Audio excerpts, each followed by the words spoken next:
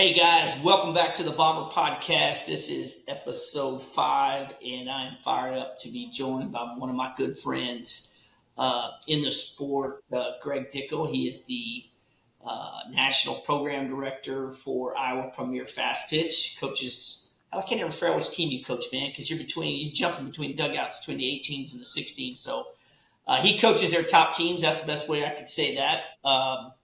And he has been running that program for a long time. So, Greg, welcome to the podcast. And how's it going, man? How you doing? It's going good. Thank you for having me. It's a privilege to speak with you today. Looking forward to it. Absolutely. You're a retired guy now, so I had to dig you out of probably sitting on the back porch, chilling, you ain't doing shit now. So had to get you up and moving around. You're one of those old retired guys like me. So tell people about you and your background, how long you've been coaching, all that good stuff. Tell us, for those that don't know you, give them a little perspective on you, Greg Dickel, and who you are, man. Perspective on Greg Dickel. That's a million question, right? That's a pretty open-ended question.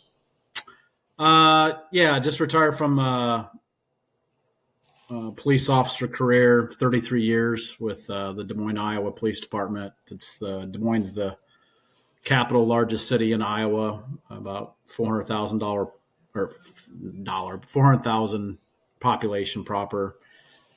Did it for 33 years.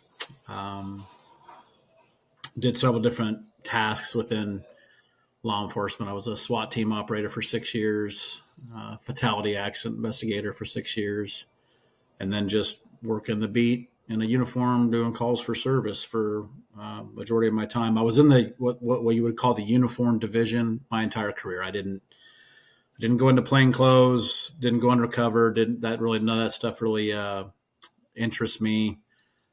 So my entire career was spent in the uniform division of the police department, and then I did some specialties within that. So so that's been my professional career. I don't know if I would want to see you kicking my door in, dude. I don't know it's hard for me to picture you being a door kicker, bro. You're not the guy showing up at the door. I was usually the guy second or third back in the stack, usually throwing the flashbang or covering the shield guy. Yeah. So, but it was I would say maybe the 6 best years of my career. When you can, obviously as you are well aware, being a retired military veteran, and thank you for your service, by the way. Yeah, you too, bro.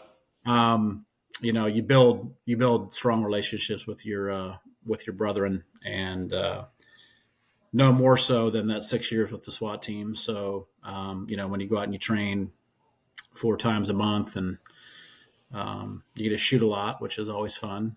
I like to blow shit up too, man. I like to blow shit up too. That's how. So that was So that was that was a lot of my based on my professional career in my life. I've got married to a beautiful wife. I have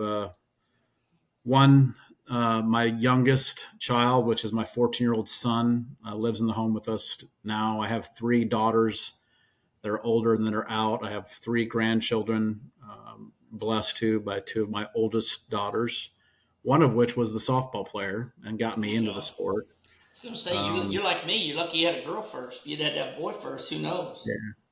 Yeah, 3 girls first, and then the last try, the boy came. So he's playing competitive baseball up here in Iowa for a really high-level baseball club in the country, and in Iowa, the Iowa Sticks. So getting kind of ingrained with that. It's kind of a little bit different being a parent in that in that arena. Are you a good parent? I'm better than my wife. My wife likes to pop off a little bit at games. I have to tell her to quiet down, and you have no idea what you're talking about. But my wife's a pretty strong-headed individual, so I know the feeling.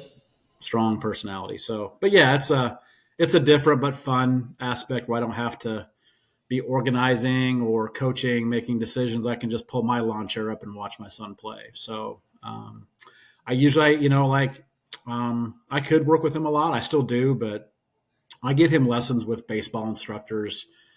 Sometimes you develop as you're well aware, you can develop the parent child aspect in sport where your dad, like, I'm not listening to you. Um, so I try to let coaches be coaches with him, and I just kind of like to stand back. If I feel I need to say something, I'll say something. But because I respect coaches in our It's hard. profession, in your Yeah. industry, that being on that side of it. So I have a different perspective sometimes than other parents do. And baseball is completely different than girls fast pitch, man. It's a very interesting dynamic. It's really intriguing to me, the differences in the industries of competitive youth boys baseball and competitive youth girls softball at its highest levels. It's very interesting. Yeah. Obviously, the boys have the professional level that they're trying to aspire to, right? Where they're trying to get looks from MLB scouts, where we're a little bit different, where it's still amateur is basically our top level. I know we have Athletes Unlimited, but that's a very select group of people that are able to attain that level. So, yeah, so that's that. You know, and softball. Got started with my second oldest daughter, Paige, who is now currently the assistant club director of Iowa Premier. She's 27 years old. Um, How cool is yeah, that getting to work with her in that way? um, it's really cool. Obviously started coaching her when she was 6. That's how I kind of got into the game. Just doing a rec. I was just asked to do a rec team in the town league. And Yeah. that's how it all started, right? Um, and so that's basically it's a great dynamic. And she head coaches one of our 16U national teams here as well. But she's starting to get into the administration of running an organization, and eventually I'm going to pass it off someday, right? And I want to pass it off to her and let her kind of take the reins of it. So I mean, That's cool. I want to sit on the beach drinking a pina colada someday too. And that's all I need to worry about. But we're My not there daughter, yet. my daughter would choke the shit out of me if I worked with her in that capacity. She's, I don't know. Oh, It's don't trust me. There's yeah, some conversations where I it's just hard. like my daughter, and Yeah. and then You I'm know what's, told but Greg, she's you've a never, female version of you, is what I'm told. So yeah. You know what's crazy, man, is I don't know that you've ever introduced her that way. Like you're letting her make her own mark. Because I'm sure I've seen her on the field, but like you don't go, hey, that's my daughter, or like whatever. Like you're letting her kind of carve out her own way because, yeah, like she introduced herself to Jazz last year. I had never went to Jazz and said, "Hey, this is my kid. You need to yeah, yeah, give her meet her. attention." Yeah, And she just sure, went up and she loves Jazz. And I did introduce her to the people at Triple Crown. Saying, "Hey, eventually my organization will be led by this young lady, and who's this young lady?" And so introduced her to the people at Triple Crown, Krista and Stephanie, and cool. so they're aware of her. And yeah, so I'm just trying to slowly work her into a place where I can kind of turn it over to her. That's kind Smart. of but we're still a long way from that. I still got a lot more games to coach, and I got a lot more kids I'm attached to that I want to see through. So, but yeah, so that's where we're at. Well, let We're me let me excited ask about. let Yep. me ask let me ask you this question, Greg, before I forget, because I want to go back a little bit to your background, Yep. because I get asked a bunch. Hey, I know you were. A lot of people know that I was in the military, and they'll ask me like, hey, has it shaped how you run the bombers, or are you very militant in the way that you approach it, or whatever the case may be? Having a 30-year career in law enforcement and kind of the experiences and the leadership you got exposed to and all of that good stuff, you feel like it's shaped how you approach running Iowa Premier? You think that's happened? I Because I know think when people tell yeah. me that, I'd say, yeah, I think it's shaped it, but they're surprised that I'm not more militant about it. I'm just very consistent in more. That's what it's probably done for me more than anything. But how do you approach that? What do you think it's done for you? I would say the influence it's given me is my ability to interact with people. Being a uniformed on the beat police officer for almost my entire career, you see and deal with all walks of life, right? Different situations. You see people when you're in that profession and you do it as long as I did. You see them in you see life in its worst moments. That things that other people will never experience or understand. You see that firsthand. Then you see them and you see life in its best moments.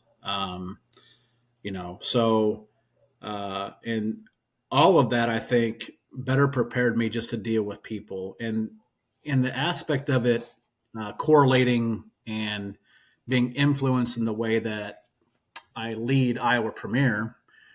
I think it's given me a posture of being strong, particularly in dealing with my own parent group. Mm-hmm. Um, Which can be so, challenging. yep. I think, if you were to ask people that have been here that have played for me, like kids that maybe have left, you'd ask their parents 10 years after they left our program, it might have been an ugly situation or it may have been something that just didn't work out and they left and they had a sour taste in their mouth and they left here. And then you talk with somebody who, like a Jeff Mentz, who was Kate Mentz's dad, a kid who had a tremendous amount of success here and at the college level.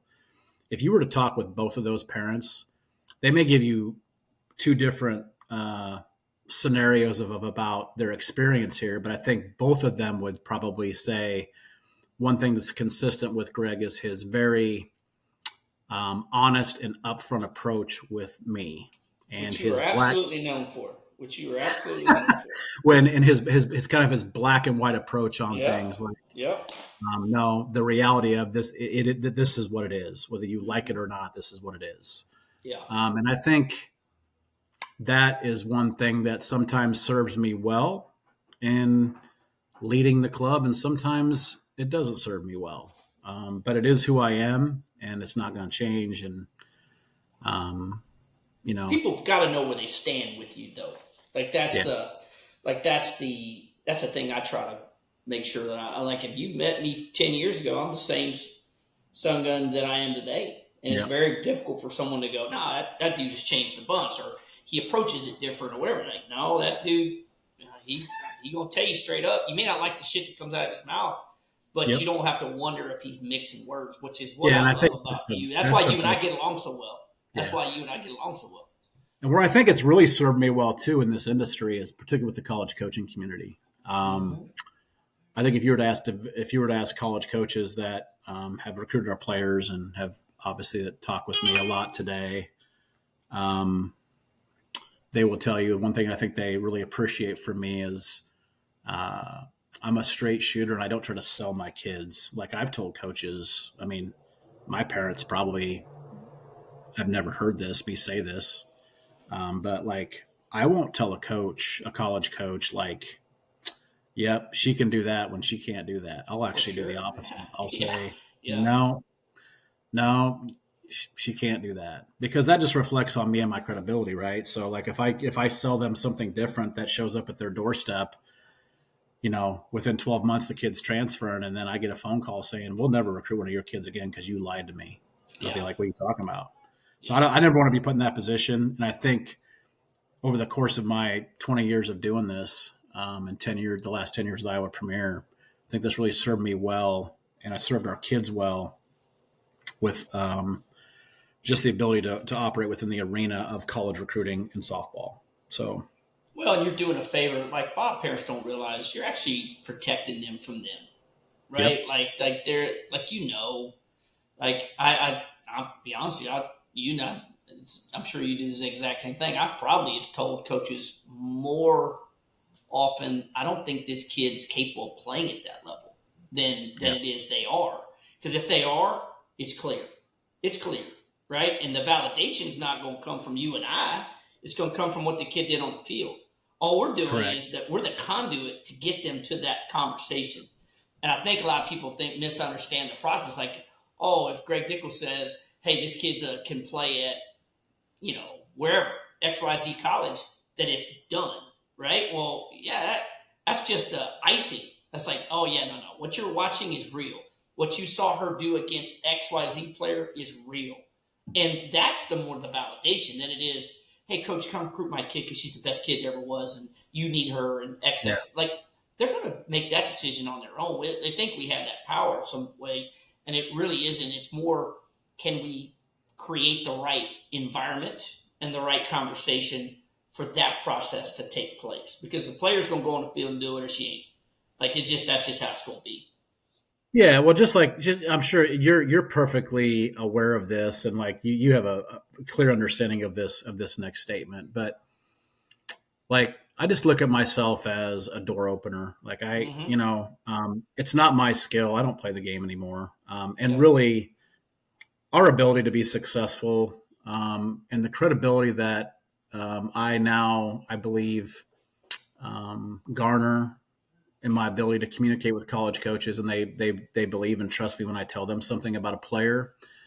That was all earned through the players that played here back in 2014, 2015, and 2016 and beyond, who just were the conduits and were the examples of what we claimed we do at Iowa Premier in development of player. Yeah. Just like you said, the product on the field at the end of the day is going to solidify a lot of different things in what we do in this game, both just for themselves, the player, but also your program. It's going to establish that, yes, Iowa Premier, Texas Bombers Academy teams are places where we are going to go to find players because our time is valued. Our budgets need to be efficient. We just don't have a lot of resources, basically, in time to just sit there and take long evaluations on kids anymore. So the Scott Smiths of the world and the Greg Dickels of the world or the Tony Ricos, that was all built by players that have come and gone and continue to play for our programs. And it's just a testament to the entire organization, right? For us, coaches, players, admin, support staff. So I think at the end of the day, the player is who is responsible for the legacy of Iowa Premier, in my opinion. So. No, that's great stuff. I call it grocery shopping, man. We go to the same grocery store for a reason, right? Yep. Produce is good, tastes good every time, meat's good, It's a right? great correlation. I ain't just messing around going to this grocery store over here and I don't know nothing about them. And especially if they're overpriced and I've heard bad things about them. Like at the end of the day, Yep. you shop where you shop for a reason. You getting the product is good. So, well, perfect, man. What we're going to do is we're going to transition into an advertisement for our sponsor, man. I'm trying to do this every time, and I want to make sure we give them some love. And then when you and I come back, we're going to talk about your current team, some of the challenges that exist in operating a club in Canada. Um, Yeah, right. yeah. Sometimes it Uh, is. yes. Sometimes it No. is. So I want to jump over to a thank you to one of our sponsors. We're blessed to be sponsored by Easton and Rawlings, and so we'll hear a word from our sponsor, and we'll be right back. Must be Thanks. nice. We are proud to be partnered with them.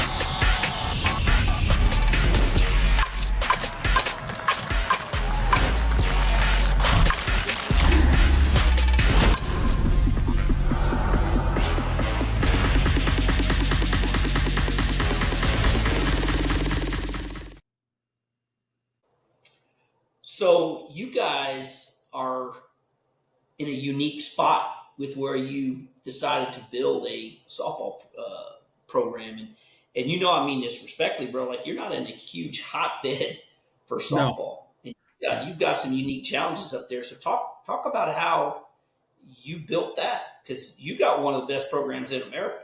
and that ain't easy. That's a testament just to how you built it and where you're pulling that off at. So talk about that, bro. About how you're put together and how you've gotten to that place. Well, appreciate the kind words about our program. I really do appreciate that. And yeah, there are some unique challenges that we do face being based where we're at. Geographically, obviously, there's some climate challenges. We can only be outside probably, legitimately 7 months out of the year, really. 4 to 5 months, it gets down below freezing where it's just not ideal. Although we've practiced sometimes in 20-degree weather when I get a little upset with the kids and they have to go outside. But Yeah. I think climate's one compared to the other clubs in our like level that don't have those challenges. The teams in California, Texas, Florida, those type of environments provide the advantages, I believe, of being able to practice outside, which I think is pretty key for those things. And we get challenged with that. And so that's one challenge, climate. Second of is just the population bases, right, for the ability to pull athletes. The state of Iowa entirely, population of the entire state is right at about 1.6 million. Well, in the city of Houston, Texas alone, that's probably a subsector of Houston Metro. Yeah. Yeah. Just the city of Houston, Texas itself. So just 1/4 of Houston, Texas is bigger than the entire population state of Iowa. And so, we have become, we started from basically just being an Iowa-based team in 2013, where it was predominantly just Iowa-based kids, really good kids. Iowa has produced a lot of really top-level athletes in this game. If you were to talk about the Paige Lowrys of the world, Kendall Lindemann, Chelsea Thomas, those are just three of a few that have been produced out of this state. Historically wise. Megan Blank. Well, Megan actually was originally from Southern California, but she did play Oh, 4 years. Okay. Yes, she's from. I knew she played at Iowa, but I don't know why. Yeah, every time we go out to California, because she coaches here now, so Yeah. she's actually our club hitting coach and our skills coach. Her husband actually is the Parks and Rec director now for Des Moines, Iowa. So she's here for the long haul, and so she's definitely She could hit a little bit. She could hit a little bit. Four-time, NPF batting champion for the Chicago Bandits in the Pro League, and 4-time All-American at Iowa. So she could swing. She could swing it. But challenges, and then the big piece that's really unique to Iowa that's not being dealt with anywhere else in the United States, and this is crazy. And Iowa is the only state in the United States that plays high school softball in the summer. And so the high school softball season in Iowa starts with practicing on May 3rd, and the state tournament will conclude this year on July 29th. And so, obviously that poses a lot of challenges for Iowa-based athletes that want to play at a high level and have the same opportunities as the rest of the high-level kids in the United States, particularly in the summer. And so, and we've been doing that for 10 years now. Sort of a blessing, really, for Iowa Premier now that wasn't present when we first started. Was that I would say now 60 to 65% of our membership base is not from the state of Iowa. So we have kids from 15 different states nationally that play for Iowa Premier now. As far away as Long Island, New York. We have a kid from Long Island, New York that plays here. Fargo, North Dakota. Oklahoma City, Oklahoma. Arkansas. 15 different states encompass our member makeup. But it wasn't always that way. And we had to really deal with the Iowa high school aspect more so then than now. We still have kids Do, that do play Iowa high school softball. We're starting to get some cooperation from the Iowa high school coaching community as far as allowing them to do both during the I summer. was going to ask you that. Do kids try to pull off playing both? They do, of the ones of the school district. So, like in several states, there are rules that will declare kids ineligible if they play travel ball during the high school Mm-hmm. season. Right? If they're out for high school softball and they declare to play high school, and then they play travel ball at the same time, they could be declared ineligible. That's a rule in several states. In Iowa, that's not the case. They're allowed to do both if they want. Now, the school districts are allowed to impose their own rules. Um, so the state association doesn't have a rule that bans that, but the school districts are given latitude to establish their own rules in regards to that. Some do and some don't. Um, so, to me personally, I usually tell kids that are in our program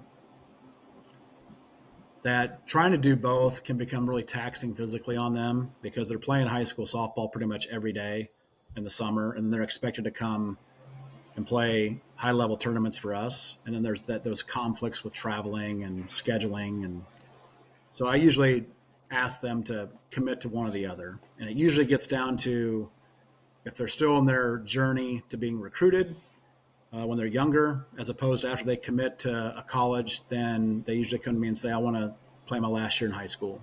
I'm like, okay, cool. That's usually a lot of what it comes down to. But some do try to do both, and some, but I make them make the commitment to us first. So, like, if they're going to do Iowa Premier and high school, Iowa Premier, I ask them to make the priority, just for what we're trying to get done for the athletes. And So, you're in a unique situation too, man, because the big it's always a big conversation, man. Does high school matter, right? Is it important? You have some people will talk about that all the time. I for one think it is. Like in Texas, we don't have the challenges that you have to deal with where they're having to legitimately choose between the two. You have some. We're having it's a little bit more normal for some players here to say, I'm just not going to play high school softball. I'm just yep. going to focus on this. It's a little bit more rare. That's rare. That's not the norm. That's certainly not the norm. But there for a kid to be, they've got to. If you're a talented player and you need to be seen and be recruited, you really are put in a really challenging situation with that. So I feel for a lot of those kids because that's got to be a really tough spot. It's a Uh, tremendously tough thing, and it puts the families and the kid in a really tough spot, right? yeah.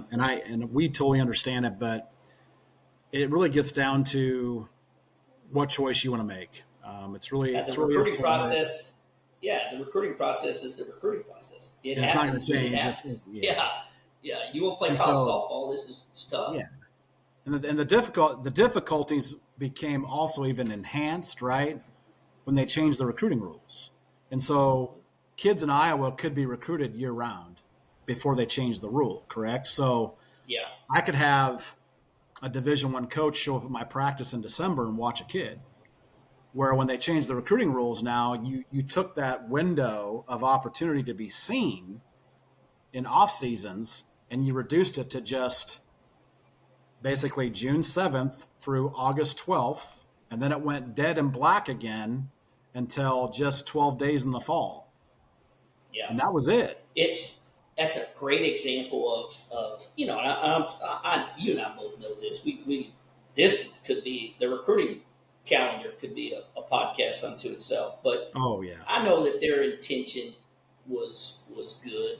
But there's always some unintended consequences of that. And this would be a really good example of it affecting players who their really only time would be outside of that 6 week window for the most part, unless they just have that.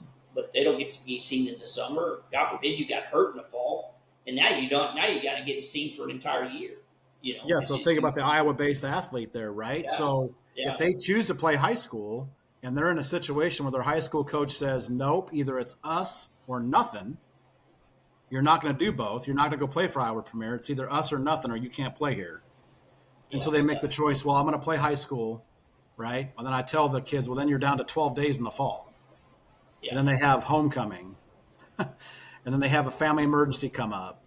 Yeah. Wedding. Um, and then so Wedding that's here and then the there. window gets even tighter, right? Yeah, it's tough. Um, and it's tough in our game. I don't know if you noticed it. Is actually was a Texas-based social media post. The Laredo Girls Recreational League put out a post on Facebook on Tegan Cavan. Obviously, Tegan played her since she was Yeah, I know 11. Tegan. Yeah, she only Yeah, you shoved know it who on us Tegan for four is. years. I know exactly who the kid is. Yeah, Glad so I'm glad she's down here in our neck of the woods now. yeah, She's she's she's doing helping quite well them. for Texas. Yeah, she don't suck. I can tell you that right Yes, now. no, She she don't don't suck. suck, that's for sure. But Ooh, the she's good. last week they put out so there was somebody with the Laredo Girls Association that put out on their Facebook feed, and it's gone viral, man. I don't know if you can go find it. It's Hmm. like there's been 1 million views on it, and it talked about Yeah, Tegan not playing, not throwing one pitch for her high school team the entire her high school career. She just played for Iowa Premier, and then you should just see the responses on that, right? The that ones in is the crazy. what you would call the high school fence that say like, oh, Yeah. that's terrible of her that she should have done that. And then you have the ones that say, well, what do you expect her to do? She plays in a state that plays high school softball in the summer. She would have never been seen. She did the right thing. It was just an interesting dynamic, right? Well, the dynamic too for her, which was really unique, was she was one of the top two or three pitchers in the world at her age, right? Right. Like, let's just be honest, right? So that player has to be highlighted and recruited in an environment that she can validate how good she is. If she's up there, you know, tearing up Iowa high school players, all of a sudden that becomes a different conversation. But she's out there beating the best players in the country, and she did it for 4 years straight, and probably a lot longer than that. But I got to see it up close and personal Right. for 4 years straight, and she's as good as there was. And so that kid didn't have a choice. She had to play travel ball Yeah. because outside of that, she's not going to get the same opportunities if she hadn't. And she's not she wasn't the only one. Like Josie Marin is another example. Never pitched a ball for her high school here in Waukee, Iowa. She's probably the top pitcher for Mississippi State right now. She was a year ahead of Tegan here at Iowa Premier. She was a 2022 grad. She was actually Tegan's teammate for 2 years on my travel team. They were teammates together. There's Never something played in the high school water up there football. with y'all's pitchers. Y'all got some pitching. We have some pitching up Um, here. the So girl you sent to Stanford this last year shoved it on us. I can tell you that right now. I still have Alyssa memories about Houston, that. yep. Now she wasn't an Yeah, Iowa product. She was an Iowa Premier product. But she was the Gatorade Player of the Year in Arkansas for 4 years. yeah, And she's so good. just getting back to our program, like our program at Iowa Premier has evolved to more of a national program as opposed to just an Iowa-based program anymore or a Midwest-based program. And I'm really kind of proud of that. And that's kind of my challenge, right, as the leader of the program to sustain that level. And it's challenging. Um, Yeah. Well, you had to do that though, Greg. Like you guys had gotten to a place, and I don't have to tell your story. You can tell it, but from afar, from somebody who competed against you, you had gotten to a place where you were standing on the edge, and I've gotten to that where you're standing on the edge. You're like, well, if I'm gonna compete against these dudes, and I'm gonna be able to do it year in and year right. out, we've got to have some direction with this process and really kind of validate our talent by backfilling it year after year. It's tough to do. Um, you guys have been as consistent a program as there's been in the country the last 3 or 4 years. I mean, you're right. You're at the end of everything, and it's Yeah, really been cool to watch y'all put that together. yeah, we appreciate that. And, we really do strive for consistency in play. You know, Probably the same with you. You have the same type of conversations with college coaches that I do on a daily, weekly, monthly basis about our players and what they're looking for in players. Um, and it wasn't always that way for me and for our program 10 years ago. We had to earn that and build that, right? We had to build and earn that Yeah, respect. But I would say particularly the last 4 years, our softball program and our athletes have been sought out pretty heavily by college programs. I think that's just a testament to, our coaching staff and our culture. And really, I think a lot of, I think that the overall, if you were to, if you were to ask college coaches about Iowa Premier kids, the one thing they would say about them, I think, would be toughness. Yeah, Um, I we back do have a that up. culture of the Midwest, farm Do type. y'all have a style of play? What would you, if somebody was from the outside looking, because I know what people think of our team, our style of play. What's Iowa Premier style of play if you were describing? I would say the style of play for Iowa Premier, if I was an outsider looking in, I would say the style of play would be fundamental. Um, I'm a real big believer in going with what the percentages say. So that's how Mm-hmm. I was. That's how I was brought up, both in the game playing it. So if the book says bunt, we're going to bunt 90% of the time. Now, just like Are you you, going to bunt? Are you going to bunt as much as Kevin Shelton? Do you think? no, I'm not going to bunt as much as Kevin Shelton.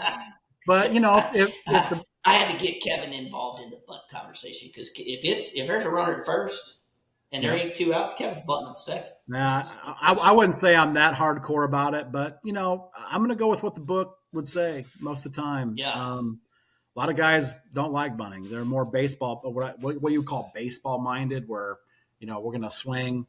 But again, I think that's some of the differences in the games. But obviously too, like we've had the fortunate situation of claiming 14 travel ball national championships at Iowa Premier in 10 years in the different governing bodies of softball. So you have to rub to race in some of those yeah, situations. So just because I say like we're going to play the book most of the time, I've delayed Steele home to beat a South Dakota Renegades team, Mike Mook, who now is the head coach at West Texas A&M, a D2 national champion. Well, he was the director of South Dakota Renegades for several years. I don't know if you were aware of that or not. yeah, yeah. Um, and we played him in the quarterfinals at PGF in what was that, 2017, 2018. And Mm-hmm. I delay Steele home in the ninth inning on him. He every time he sees me, he still says, "You son of a bitch." Like, You know what's cool though is if I being a competitor of yours, um, and I had to say what your style of play would be. One thing that I take, it seems like every year, is you guys are built on pitching. Like you guys are going to pitch it really, really well. well, Tegan had a lot to And do with that. yeah, but you have more. But you have more than Yeah. that. I mean, even through your younger teams, right? Like it's you guys are going to line up, and it's not going to. If you're on the other side of you guys, it's not going to be an easy day at the plate. Like it's going to be hard on the offense because you guys are fundamentally sound, but you traditionally pitch it really well. Well, we're and part of that too. I mean, I think our coaching staff's really good at game managing pitchers. Um, we're not perfect, but I think we do a really good job in charting and getting the pitchers in a good situation during pitch calling. But we're also fortunate that we have a really good resource to train the kids here. Bill Hillhouse is our club pitching consultant. I don't know if you're familiar. I'm sure you're familiar with Bill. Mm-hmm. Yeah, absolutely. Bill's considered one of the top pitching coaches in the country. He's a consultant for the United States women's national team, or at least when Erickson was the coach, he was.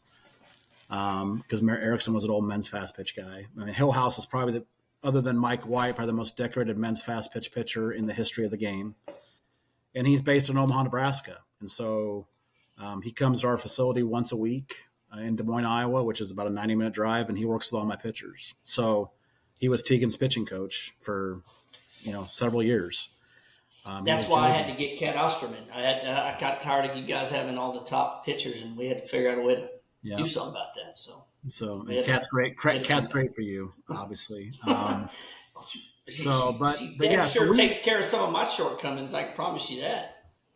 yeah. So I mean, I still do all the. I know that Cat calls pitches for you, but I still do all the pitch calling for us. Mm-hmm. But Bill has been tremendous in our ability to maybe up our level in that realm Y'all, of yeah, y'all being able to are pitch. tough. But like I told you this No, year, like I told you earlier in a different conversation, it's, I had a stiff drink when Tegan pitched her last game for me. it ain't Um, fun. It ain't so, fun.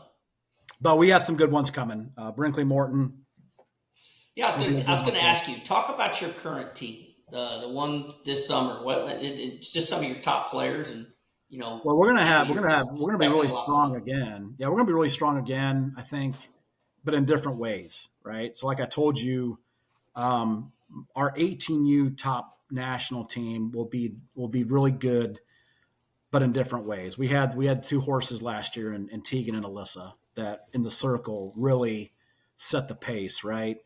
If we could scratch at least two or three runs for them, most games we were going to win because Yeah, it was just difficult to put over three runs on either of those pitchers. Um, so we still have one really good horse, Brinkley Morton, who is the Mississippi State commits, moving up from the 16U national team last year.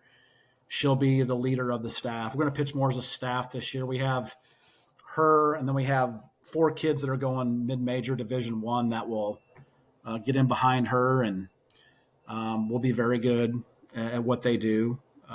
But offensively, I think personally, as the head coach of the team, we've upgraded significantly. Matea Lawson now moves up to the 18U national team from our 16U team last year. Matea is going to Texas. she's good.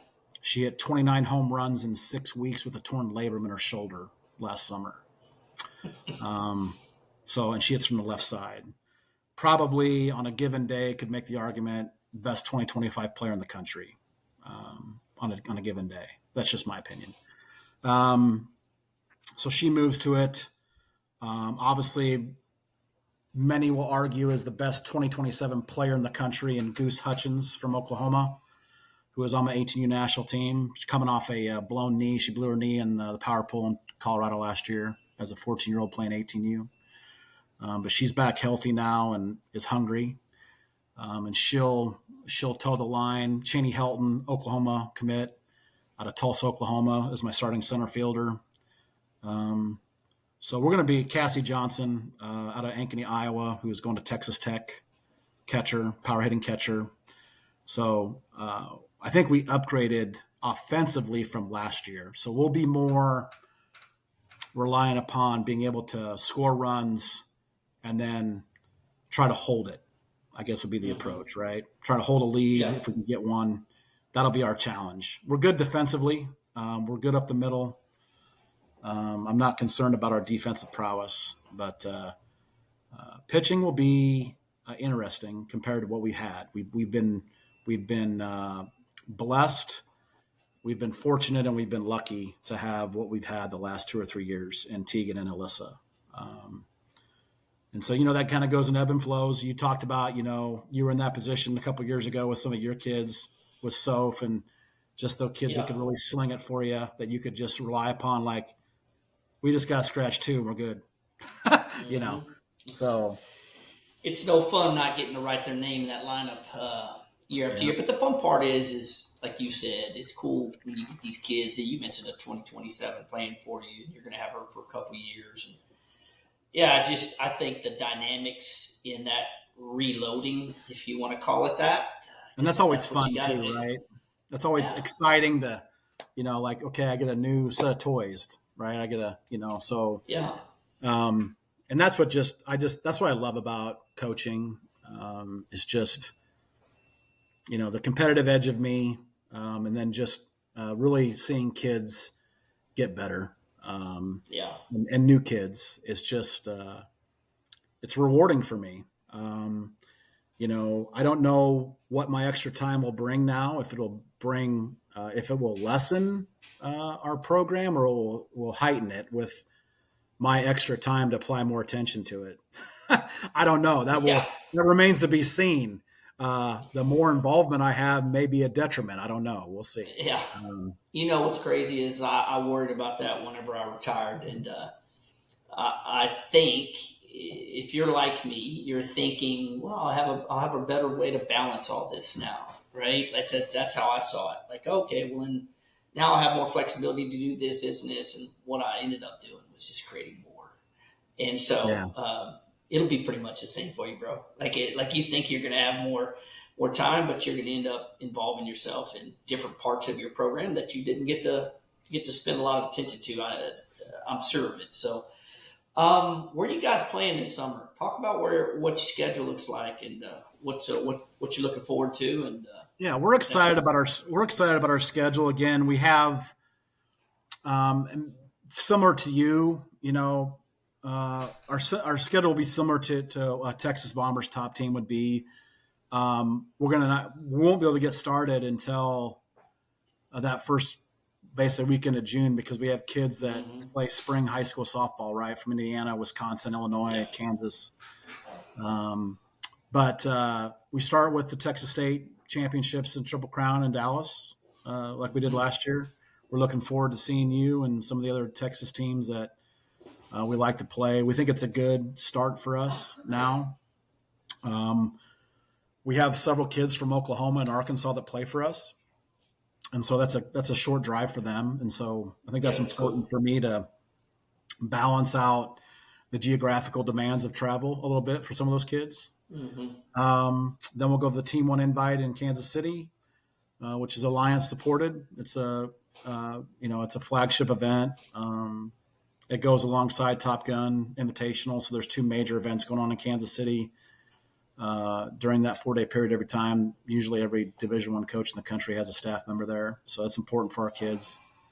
And then we will take a break, and then we will head to Patriot games. We'll have about a 5-day break, and we'll travel out on the 26th. And we're looking forward to, man, I tell you what, bro, like that team field, like it was great It's last just year, been but it's a you won up bloodbath, man. yourself. You won up yourself this year. My God. Like Yeah, we were working on Mac and I were working on schedules and I told Mac, everything like that's else. probably the best tournament in the country this year, bro. It has to be. Like that team field Yeah, I is appreciate that. Well, I'll tell you what makes it it's obvious what makes it one of the best in the country is the team. And so we're blessed that the teams have committed to being part of wow. that. And Like one of the it's cool things, yeah, it's scary. It's scary. There's a bloodbath, and we obviously we did some changes this year where it ends up a little bit more of a bracket. We'll have a true kind of champion versus the way we did it. Like obviously you learn and you adjust and you go. But not that last year's champion was really cool, those guys that won it, but it made it difficult. If you didn't win your pool, then you didn't really have a chance to win that. yep. And we felt like that was a disservice to having that many good teams in it. So I'm really excited about the format. But man, you ain't lying. That The thing's team field is just I think scary. it's probably the best overall team. I mean, again, I've been doing this a long time like you, and I can't remember even at nationals, a top to bottom, like holy shit. Like Yeah, who do we got in that's the the best morning? way to say it. Like Yeah, then who do we yeah, got after that? Like yeah. we don't have a break. What are you talking about? Like, we It's can't even get our crazy. feet wet? No. So I'm loving it. Like me, the competitor in me just loves it. Like, because I Hmm. just challenge our kids, like, well, there ain't no rest in an hour. Like, we Yeah, got the yeah, Bombers next. And then after that, we got yeah, Casey Jackson. Like, get your yeah. Then you shit get the together. Like, Thunderbolts. let's Yeah, then go. you get the Thunderbolts. Yeah, it's Yeah. crazy. So No, we it's just it's. I think that's what our sport has been needing is a little bit of absolutely. some synergies, and I was really excited when we started putting that tournament together.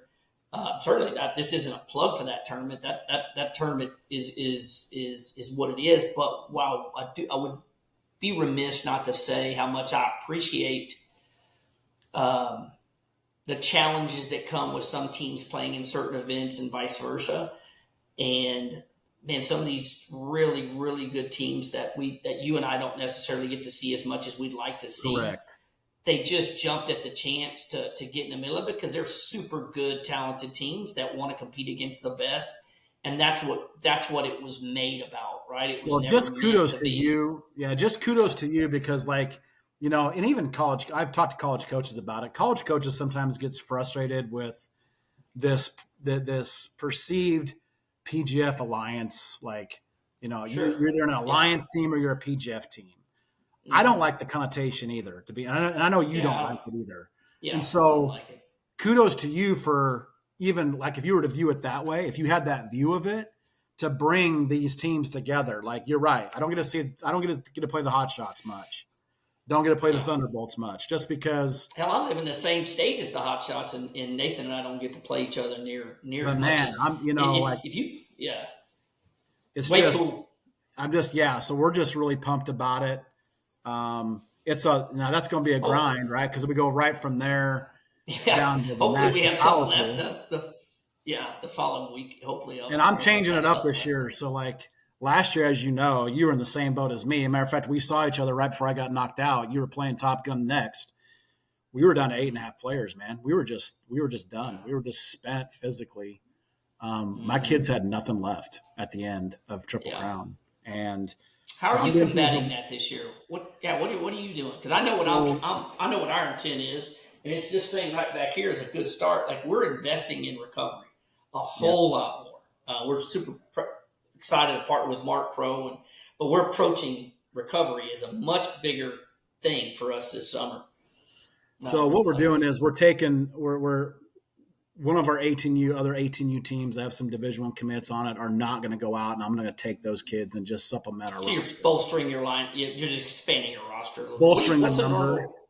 Yeah, what's a normal roster size We for came out with Barbara? 13 last year and didn't make it. Like it was, Mm-hmm. we had an Yeah. injury or two, and then Alyssa. I mean, now Alyssa throws average 65, 66, right? Till she At the played end us that against day, and Top she was Gun, throwing she about was 69. barely hitting 57, bro. She wasn't And throwing that 57 that day. You and I played one another. no, but Goodness like at the end gracious. against Top Gun, she was throwing 57. Hmm. Like she had nothing Yeah, left. yeah. And she didn't Which want to is tell me not she didn't want to okay. pitch, Yeah, but yeah, it's yeah, just so we're yeah. going It's out with not bigger okay. numbers. And I'm gonna make them rest and get recovery more. I'm gonna make it Yeah, more of an emphasis for us and making sure we're doing some of that stuff. yeah. No, Doing we some legit a straight up commitment to recovery. Just managing that process. I always felt like we paid attention to it, but we didn't have dedicated people that were specific to their recovery and that were managing and tracking their recovery and all those things. And we are legit like we grew our roster to 19 for the summer for this coming yep, summer. And that you saw us at the end of last year. We had our number one got injured yep, right after Colorado, and we were never the same. When you think you have five pitchers, you probably got four. And when you got four, you probably got three. And it's just how it goes. And so you just don't want to be in that position because one, the trickle down effect to the players, like yep. what they have to endure, like you said. Um, but yeah,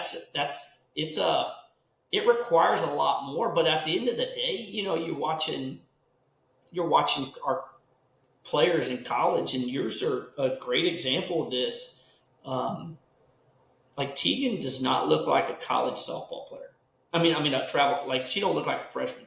When she's playing college softball, she looked like she'd been there for 3 or 4 years. Like she is not Well, I phased can by tell you it. right now, as great as she was, she wasn't as good last summer as she is right now. So I don't know. Sure, And yeah, and I but think there's a that's lot of things that strength. probably I think there's a Yeah, lot of things that factor into that, right? One of them sure, is sure. I wanted to ask you this and get your opinion on this. Their senior year, right? Senioritis, right? So all the things that get attached to these kids and all the things that are pulling on them their last year in high school, right? That affect a whole bunch of different factors about what they need to get done on the softball field their senior year and get ready to go play at Hmm. the college level. And you can say that you can look at Tegan as an example and say, well, whatever she did worked because look at her now. But I'm telling you right now, as good as Tegan was, she wasn't that last summer. I mean, she's considerably better and more effective now. And I don't know if it's just that amount of time so far at Texas with just recovery of assigned athletic trainers and then strength programs, then just being exposed to Mike and his staff day in and day out, and just the regimen of softball and studies, and that's it. I don't know if that Yeah, makes that much of a significant difference or what. But I mean, I though she think it, was yeah. tremendous, I mean, we finished third at Alliance Nationals, and Hmm. at the end, she was the one towing the line pretty much. Yeah. Um, but she looks tremendously physically, just like you said, way physically stronger than she was just 9 months ago. Um, You know what's crazy? I think what I think a lot of it too is you got to remember too. Right now, she's throwing. She's throwing every third, fourth game. right. That is, it's spaced out. She's getting a huge amount of recovery and an attention to that. Um, the strength conditioning stuff that Texas probably got one of the premier strength and conditioning programs in America, just like a lot of top Power Five schools do. And when you do mix in that you're with some really good coaches that are monitoring all that, and I'm sure Mike's done some things Mike and the entire coaching staff has Yep. done some things that has helped her, grow a little bit, maybe shape the pitch a little different, and here and there. But at the end of the day, what I'm most impressed about, because senioritis is real. I mean, I had a heavy senior group the year we played um, in 2022, the year we Your lost last in year the in national Indiana, championship. the last one Yeah, in Indiana, right? Indiana. Yeah, Yeah. when we played, we were heavy and we were older, and You were the you favorite. worry about it. Yeah, I don't know if we were the favorite, but No, we had a you chance were to the be really. favorite. Man, we had a But chance to be pretty good, and we messed it yep, up and lost again. But at the end of the day, those kids. Well, one of the good thing was is I never experienced that with them, that group. Partly because we were successful. When you're successful and you're winning, yep.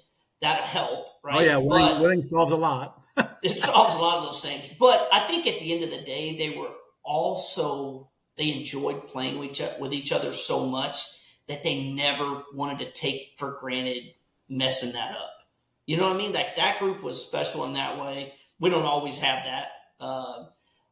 Sometimes you get groups and they're ready for the season to be over. Like Yep, they're just like, I hope we don't. I hope we don't win because we don't have to play again. That group was more terrified of losing that they wouldn't get another chance to play with one another. And I think that that's carried them a special. long way. Yeah. Yeah, it just carried them a long way. I think I don't think there's a rhyme or reason to any part of it. I think it comes down to personal commitment from each player. I think one bad apple can make five. You know what I mean? Like that's a Yep, real thing. without question. Um, yeah, so that's one of the big challenges as coaches that we have when you do have those seniors. But when they're raised right and they have good character and they understand and we use the term, hey, practice being an All American. Like this is your chance to practice being an All American. And we've been blessed over the last 2 or 3 years. I think it's one of the most proud things I like. It'd be really nice if these trophies didn't say runner up on them back here. I really would. That'd be better. But what I'm more proud of than even if they said champion is what I'm getting to watch our freshmen do. I mean, our Yes, players do when they become freshmen, like lead the country in stolen bases, and, All American, and those like that wasn't the case for us. And this isn't a plug for the Alliance in that way, but I'm telling you, the format we play for the Alliance has changed the way we're absolutely. prepping. Yes. It's just different, man. Like it's one of those deals where our kids, and I told this in this, the podcast that Kat and I were talking about is like I asked my players, like, hey, how do you feel about it? Do you feel prepared? And almost to the T, every one of them is saying, man, on the softball side, coach, I'm ready. Like it's not easy, but I'm not overwhelmed. Like like when you have a Tegan Kavan and she's facing Mike Stitz players all the time, they're all going to OU and Ryan's that are like when you're doing all that, all of a sudden you're staring across the field. I'm like, I played against this kid, I played against that kid, I played like she's not blown away by that. She's just going and being who she is. Yep. Same with Mia Scott, same with, Maya Davis, same with like you could just go with those guys. And I'm just proud that we're figuring some of that out at our level, at yours and my level, where we're pushing them to be in those environments. It's a taxing environment. It's Well, hard. there Like is no question that travel ball at its travel softball at its highest level today, comparatively 10 to 15 years ago, is significantly different in just the athlete, their mm-hmm, physicalness, And then I just think the level of competitiveness and then the level of coaching and instruction, and obviously technology has taken it to a different level in the ability to develop players and to explain to them what they're doing well and what they're not doing well. It's increased and cut the curve down in the time it takes to get them to a level they need to be. Technology has taken us to a different level there that we didn't have 10 to 15 years ago. No Um, question. and you are seeing the fruits of programs like the Texas Bombers and their top national academy teams. You're seeing the fruits of freshmen walking in day one and becoming All-Americans because of what they've accomplished and what they went through for 3 years playing for Scott Smith. And Yeah. you see that on an everyday basis at the college level right now. Well, and they're ready because they play against the Teagan Cavans and they Yeah. play against the Iowa Premier, and that's. I try to explain to people. They talk about my team this and my team that, and you could even go back to what we were talking about with in regards to like Teagan not being able to play high school, choosing not to play high school softball. You have to validate your skill set against Yep. the best in the country a lot for college to say you're the one. Like you're the one. They're going to recruit 4, 5, 6 players a year out of, and that number's going down in high school because they're bringing kids out of the portal. So you've Correct. got to, if you're one of those top high school players, you've got to take your talent across the country and play against a cross section of the best players in America and prove your point. Yeah, to And be you about got to me. do it. Yeah. And you got to do it more than once. You got to do it on a regular basis. And what about And it's after they hard. get what's your thoughts after commitment? Because I tell our players, the ones I told Teagan the day she committed to Texas, I'm like, well, I said, you know, goal number one succeeded, but I said now you need to play more and you need to pitch more because you got to be ready. Like Yeah, no, you can't take a that's day just when off. that's when it starts, man. Like, and those are, I think those are benchmarks along the way where you're a young player trying to make your mark in the world, trying to prove you're talented, and that's a phase. And then there's the recruiting phase where you're trying to compare yourself to everybody in your peers across the country, and someone's trying to. People are saying, "Yeah, you're the one. You're not the one. You're the one. You're not the one." That's a much different phase than this back end phase that this 18U kid has to get into. The back end phase is where they mature, and they mature themselves into a place where they have a chance as a freshman to go in and start, or they mature themselves into a place where they have a chance to be semi-successful. Because this freaking sport's hard shit, man. Like, it's Yep. hard. And so when it's like that, if you're not prepping for that, it's just like a doctor, right? You go get a medical degree and then you got to go you got to go intern and shadow people for 2 or 3 years before you're ready to be able to perform surgery.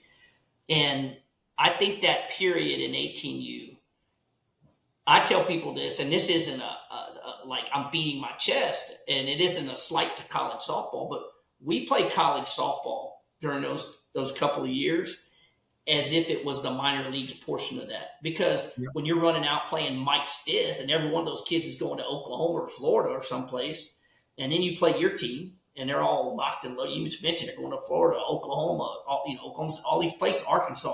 And you got to run over there and play Ryan and him, and then you got to play Marty, and then you got to play Tony. Like, these kids are playing against the same kids in that same pocket Yep. as if it's college softball without all the other stuff.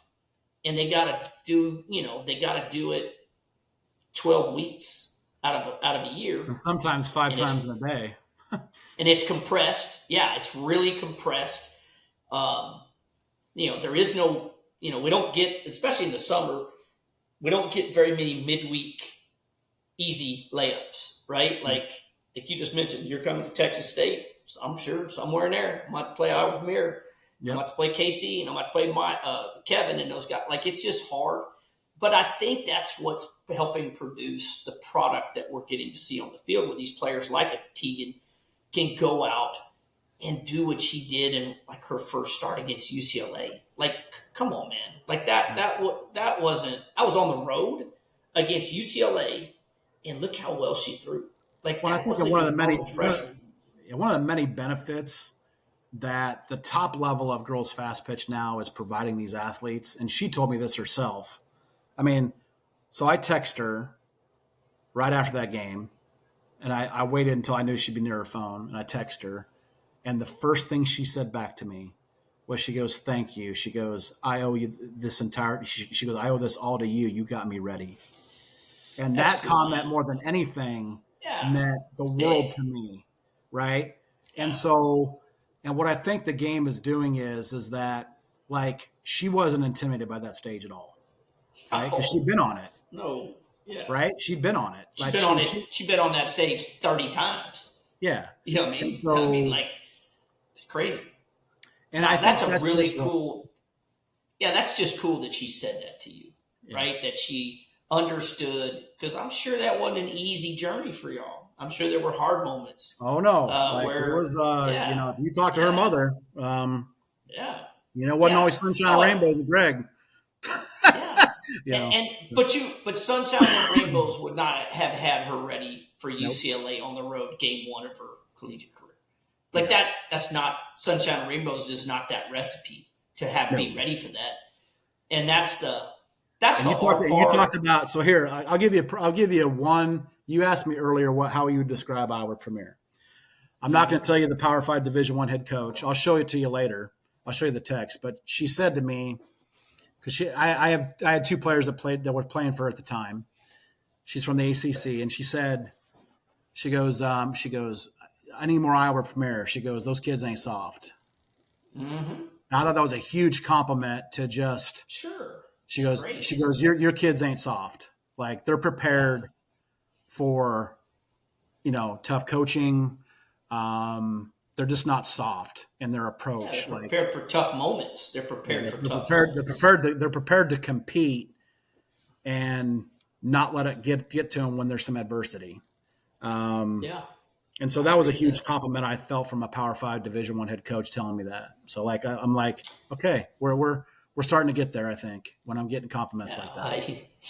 you ain't starting to get there. You're there. Like no, that's and it's a well deserved compliment because that's what you get. I mean, when you play against our community, they're gonna be tough. They're gonna be hard nosed. They're gonna be ready to play you. They're not gonna give you much, and you're gonna have to take it from them. And Yep. that's all you ask for when you're building a team is just don't give it away. Don't give it for free. If they're good Yep. enough to take it today, let's shake their hands and we'll try again. But um, but yeah, and that's why I think so much. I have a ton of respect for college coaches and how hard their job is. They're trying to win. They're trying to keep their job in a lot of cases, um, and they've got to get it right. And that's what I love about the environment that we put these kids into. The ones that'll do the work, the college coaches that'll do the work and go out and watch these kids compete against the Iowa Premiers and the Crone Angels and the Yep. Bat Busters and the Thunderbolts and all the Hot Shots, all that. When you watch these kids compete on a regular basis and you're doing your due diligence, you're going to find the player that can help you win. Um, and the ones that do the work, you're just seeing they're the ones that are the most successful in college, right? Because they're getting it right. They're not getting it wrong because they're putting a lot of effort into it. So, what do you think as we wrap this thing up, man? What do you think about the state of college softball? You like where it is? What's your thoughts on that? Um, I think it's going into. I think it potentially is creeping slowly into a very dangerous phase for itself. And the reason I say that is this. So, NIL, right? You So like that? Do you like NIL? You no, think it's good? I, See, I do. See, I may be that I may do be like it. a I was going weird to thing. ask you what your thoughts are, but Yeah. here's some of my concerns with it. Mm-hmm. Not so much about just the aspect of NIL itself, because I'm a capitalist, right? I believe in the capital system of our financial system in the United States. Like, I believe if you have a product and you go out and you sell it, you should be able to earn for that. I am completely a believer in go get what you're worth, right? And you should be entitled to that if that's what you do. Like if you go out and you work or you produce, you have a product and you can sell it, you should be entitled to the fruits of that labor. I'm totally supportive of that. And I think in that aspect, the NIL is totally justified and totally appropriate.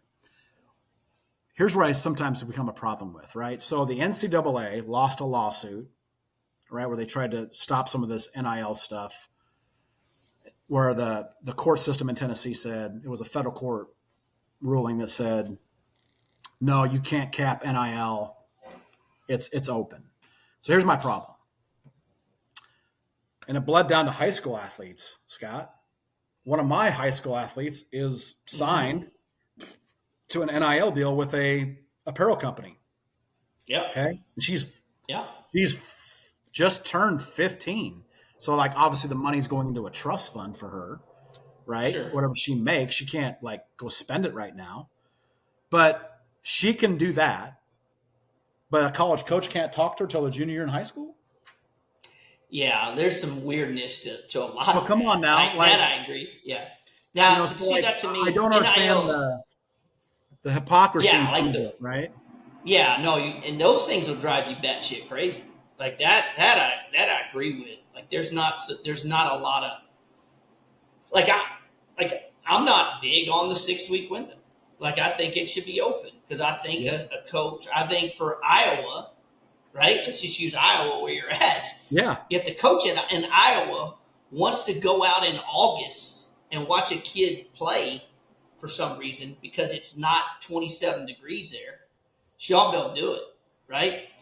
But her window of recruiting, she can't even see a local kid play unless that local kid plays on a team Correct. that's playing somewhere else where it's warm.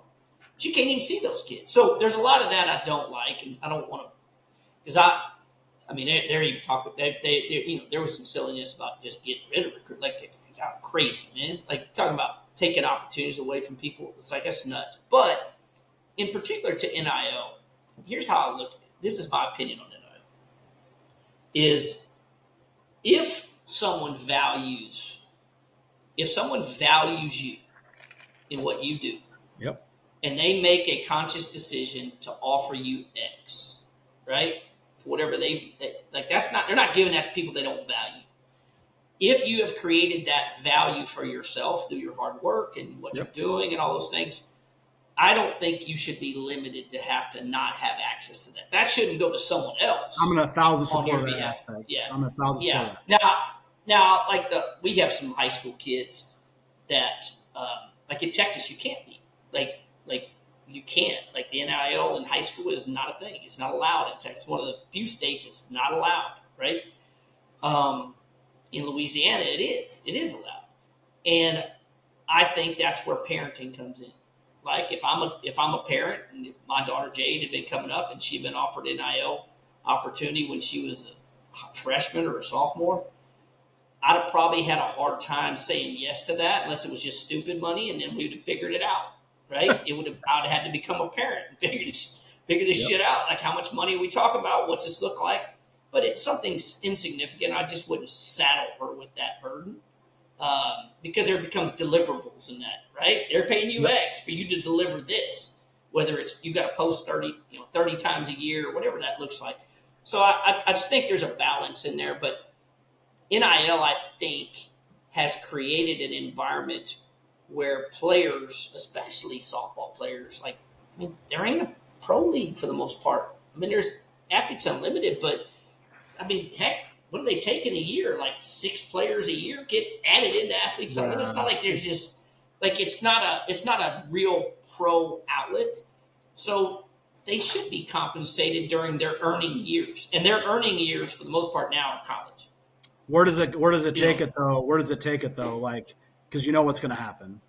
Like, there'll be maybe 10 athletic programs in the United States that will, in the recruiting process, say, well, in addition to your full ride scholarship, Yeah. here's $1 million. Yeah. That's Yeah. going to No, happen.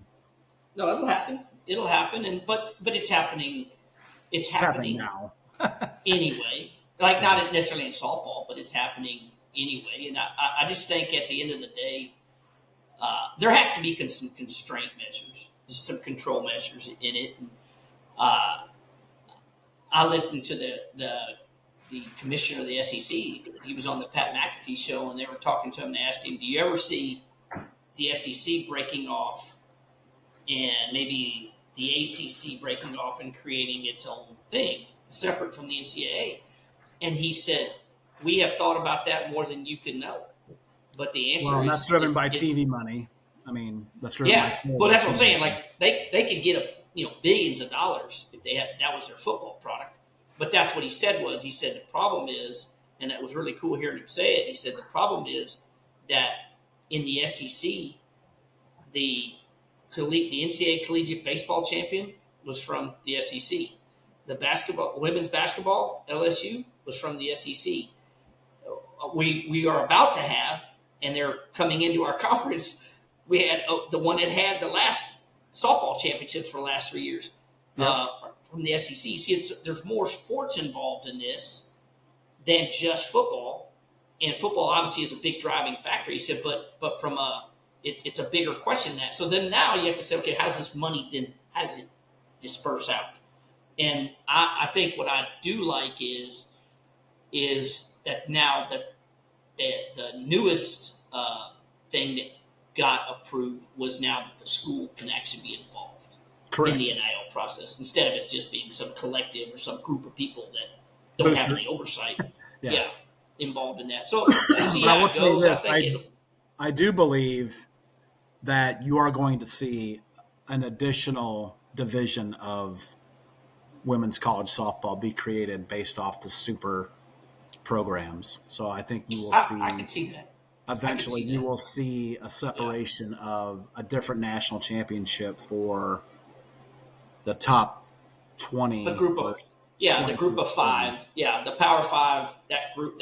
If you're in that, they're going to have their own national championship tournament, and then you're going to see the Ball States and the North Texases of the world have their own national championship. I think it's coming. I can see that. Yeah, I totally can see it. Well, bro. It's been a long. I've taken a ton of your time. No, I love it. I always try. I got it now, man. I'm retired, so You're good. Yeah, so I'm gonna have you back on here, man. Talk softball. That's the premise of this, man. Is just to have some perspective of softball.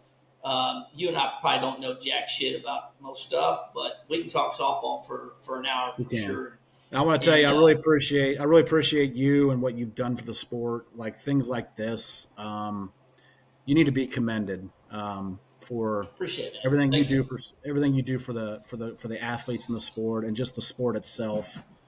It's going in the right direction, and you're a main part of that, and you should be commended and thanked for several times over. I appreciate it, bro. I just love it. I just love the sport, just like you do, man. I want it to be good. So I feel fortunate to be able to come on and talk to you today. I feel fortunate for your friendship. And again, I'm blessed every day, bro. So I want you to bless me with not whipping our ass this summer. How about that? Yeah, okay, man. Okay, you poker player, whatever. Yeah, we'll be real good friends. No, but we have a cool summer coming up. Let's make sure we grab a cold beer like we looking forward to it. Looking forward to it. Yeah, you don't get to scream at me at third base this year though, right? You don't get to do that. I'll do that. Yep. We'll talk about that moment for years to come. We will. That'll be a different. Yeah, Greg was beating us up. Just so y'all have context, Greg was beating us up that day at the Patriot games, and he was fired up, and umpire was doing something stupid. He yelled at me like I said, bro, I yell at umpires more than anybody. You act like I have control of them. Like he was. I don't know where that's coming from, but I don't. They don't like umpires. Don't like. And what's crazy is a lot of those dudes are my friends, so I'm going to try to be nicer to those guys this summer. Okay, Scott. Because they're all pretty. No, they're all pretty good dudes. Like I was texting with one of them yesterday. We was talking about fishing. It's just like they're good guys. It's just everything turns gray for me during the game. Yeah. Like I can also tell a story about Dave King come and pull me off my field in Aurora to come get you off your field because no one else could. You remember that Yeah, story? that was. Yeah. I do. I do. But that was when Carp and I both got thrown out of the game. So what you think Yes. Well, about three of your Carp? coaches How got bad thrown is out, and Munoz got and the thrown other out on coach? yours. Yeah. So it was not us. I promise you. If you throwing out everybody, it's probably you. No, It's I watched probably you. 5 minutes of the game when I was told to leave my game that I was coaching against the Dukes, and I was Yeah. watching. I'm like, okay, well, he kind of has a reason to be pissed. So Yeah.